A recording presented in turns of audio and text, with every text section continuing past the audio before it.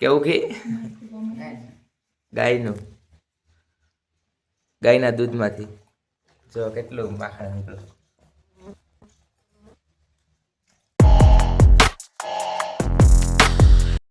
So hello my YouTube family, welcome to my new blog. તો અત્યારે વાગ્યા છે 11 વાગી ગયા છે ને હું બેઠો છું વાંચવા.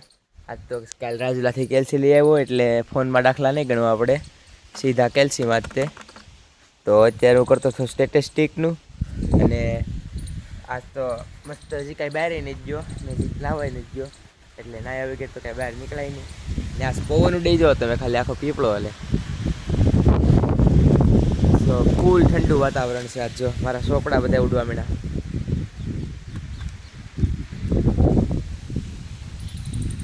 આજ ફૂલ ઠંડુ વાતાવરણ છે.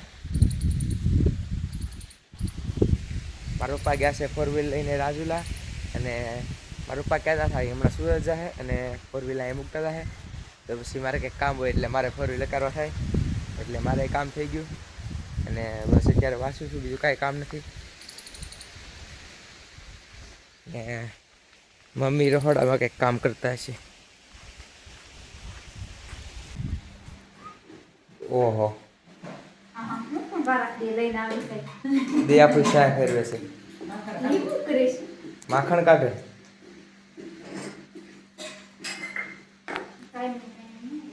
માખણ કાઢે છે. તો મિત્રો મારી મમ્મી બનાવે છે ત્યારે ઘી કાઢે છે શાહીમાંથી. આ જો પ્યોર ઘી.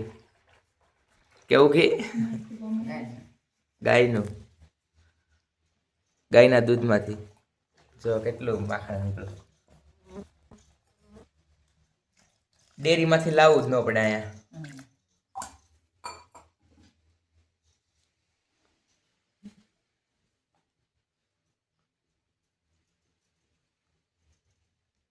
ઓહો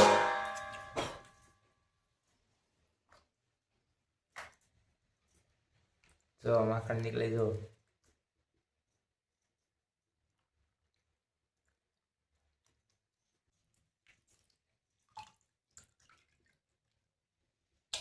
હવે એનું કરવાનું.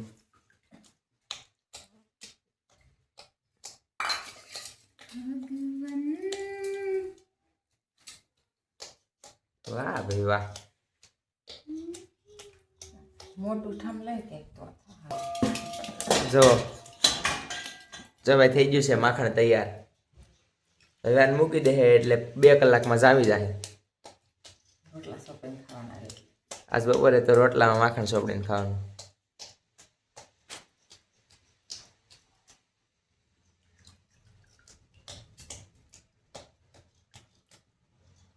તો મિત્રો અત્યારે આવી ગયો છે શિવાની વાડીએ ઢોરે.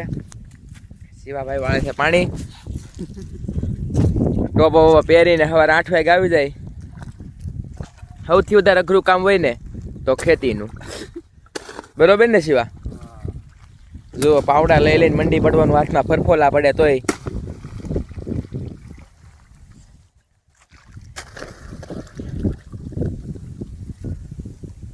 વાહ શિવા પાવા.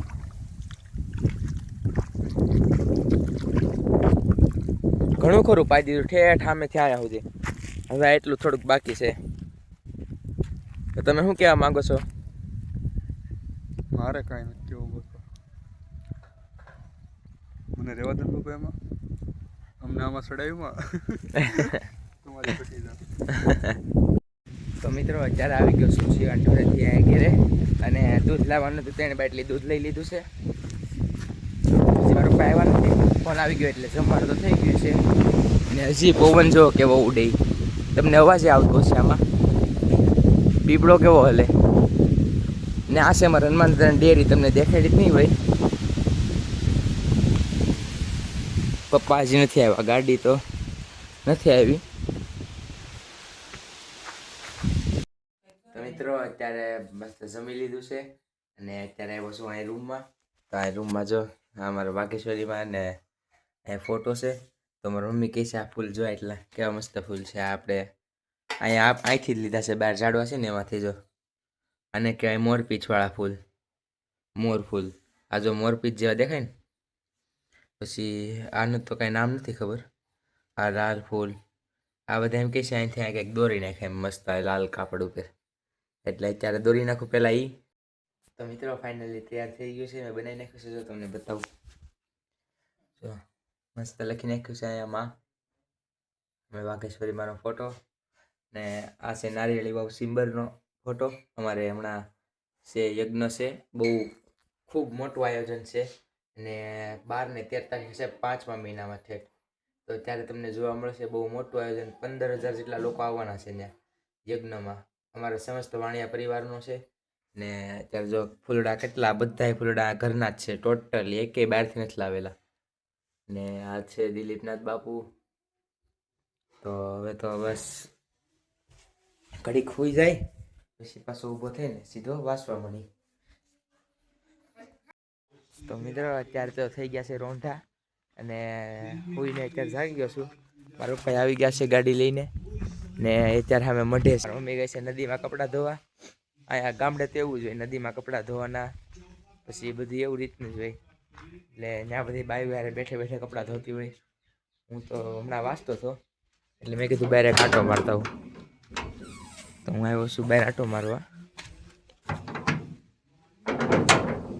હું તમને પહેલાં હનુમાનદાદાની ડેરી દેખાડી દઉં.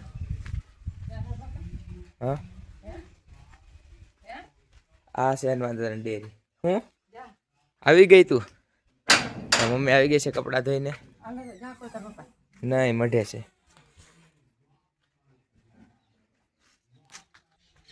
તો આ છે હનુમાનદાદાની ડેરી. આપણે હનુમાનદાદા એ બેઠા.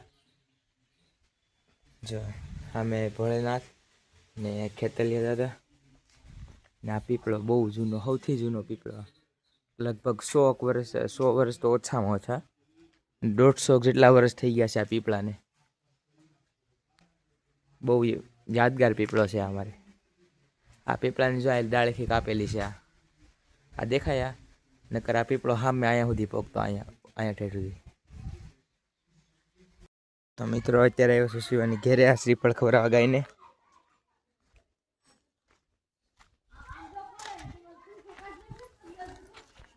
કઈ ગાય ખા આમાંથી? હા હા, ગાય એમ તો શ્રીફળ ન ખાય, હું દઈને આવ્યો. એ કીધું ખાણમાં ભેગું કરીને નાખ દે તગારામાં. જો ઢેલ છે અત્યારે, જો ઉડી ગઈ. અહીંથી જો વ્યૂ સનસેટનું. તો મિત્રો અત્યારે મસ્ત જાઉં છું દીવાબત્તી કરવા, ને તમને મઢ નહીં દેખાડ્યો હોય, આજ તમને મઢ દેખાડો મારો. તો અહીંયા જો અત્યારે મસ્ત વ્યૂ કેવો જોરદાર, બધી કેસરી કેસરી થઈ ગયું.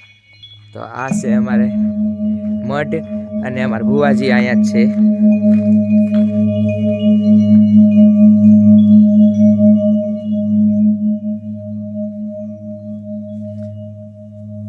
આ છે મઢ.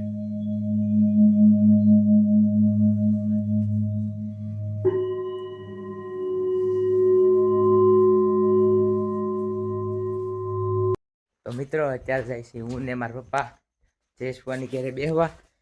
ડેલો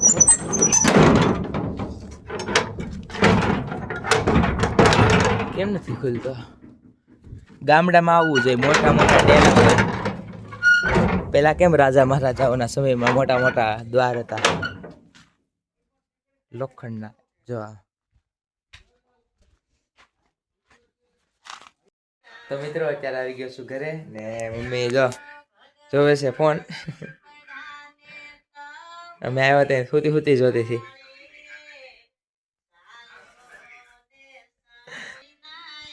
દયાફુએ ફોન જોયો તો અત્યારે તો હું થઈ ગયો છું, એટલે અત્યારે કરું છું બ્લોગનો એન્ડ. જો તમને બ્લોગ પસંદ આવ્યો હોય તો લાઈક કરો, સબસ્ક્રાઈબ કરો. Thank you for watching.